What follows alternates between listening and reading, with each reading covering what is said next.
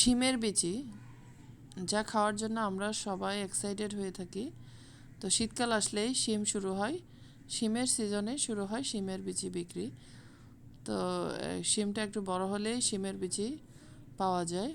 তো আজকে আমি রান্না করেছি শিমের বিচি, খুবই মজাদার একটা খাবার। আসসালামু আলাইকুম প্রিয় ভাই বোনেরা, কেমন আছেন সবাই?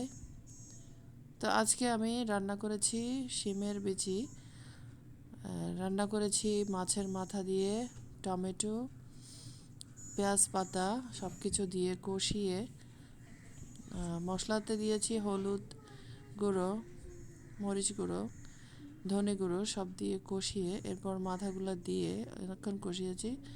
কষানোর পরে আমি শিমের বিচিগুলো ঢেলে দিয়ে আর কিছুক্ষণ রান্না করে এরপর আমি ধনে পাতা কাঁচামরিচ দিয়ে নামিয়ে রেখেছি। কেমন হয়েছে আমার রান্না জানাবেন। ভালো থাকবেন সবাই।